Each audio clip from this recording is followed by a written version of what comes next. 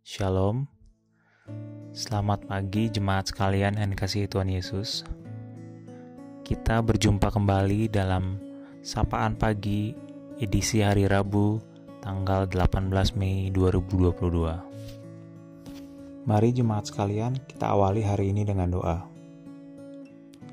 Bapa di surga yang kami sapa di dalam nama Tuhan Yesus Kristus, kami mengucap syukur atas penyertaan-Mu sepanjang hidup kami. Pada pagi hari ini, kami akan merenungkan firman-Mu.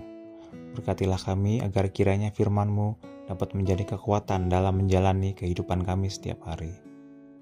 Terima kasih ya Tuhan. Amin. Pembacaan firman Tuhan pada pagi hari ini dapat kita temukan pada Injil Lukas pasal yang ke-10 ayat 25 sampai dengan 37. Dengan perikop bacaan ada pada ayat ke-27.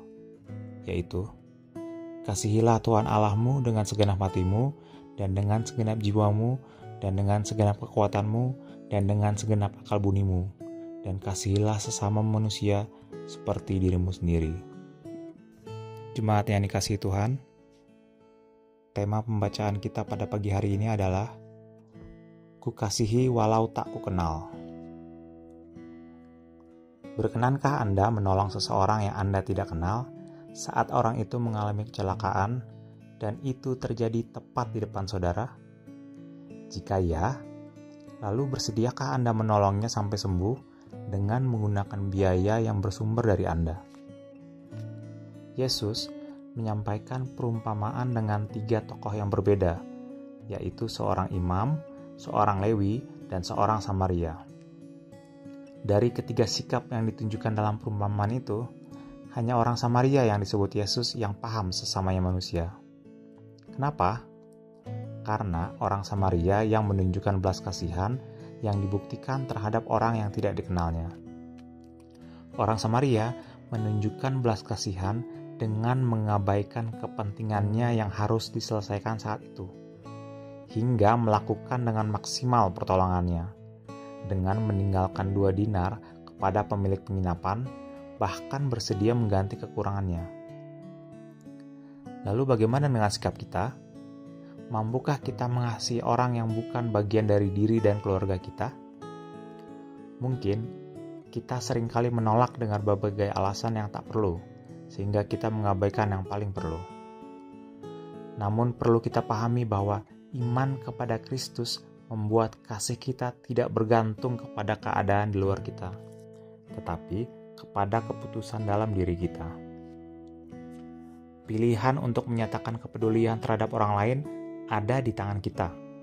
Roh Kudus pun tidak dapat memaksakan kita untuk melakukan pertolongan terhadap orang lain. Tetapi Roh Kudus selalu mengarahkan hati dan kehidupan kita bahwa menolong orang lain dengan tulus akan membuat kita melakukan kebenaran sesuai yang Kristus inginkan.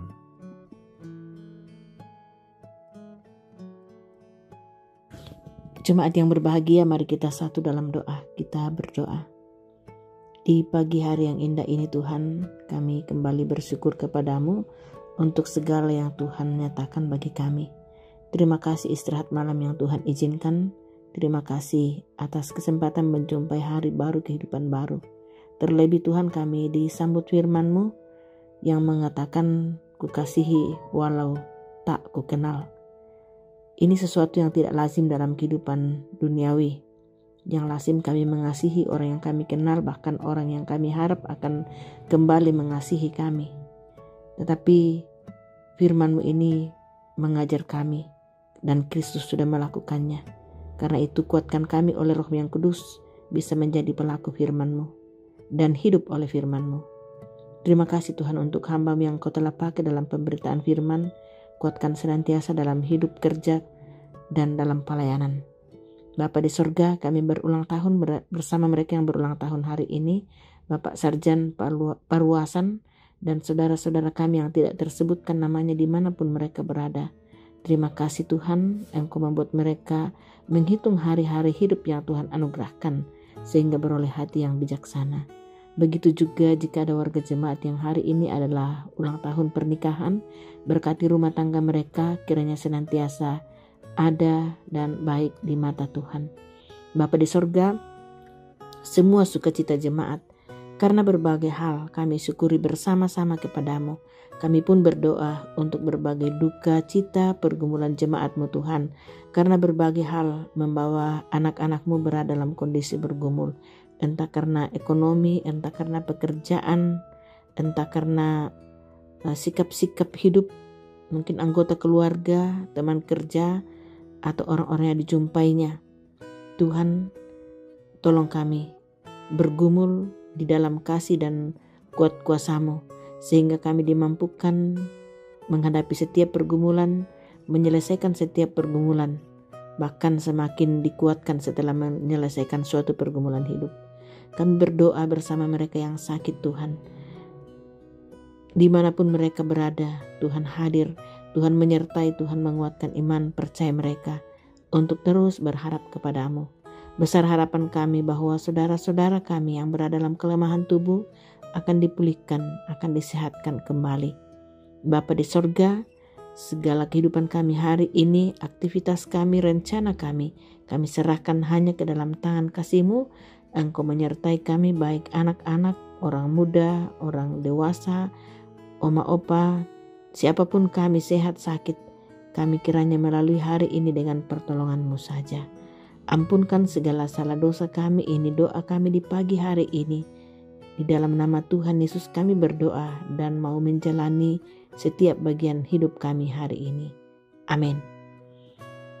Saudara-saudara, jalani hari ini dengan pertolongan Allah.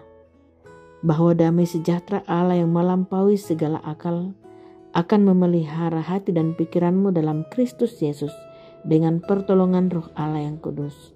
Amin. Saudara-saudaraku, selamat beraktivitas pagi hari ini. Demikian sapaan pagi bersama Gereja Toraja Jemaat Depok. Tuhan Yesus memberkati kita selalu.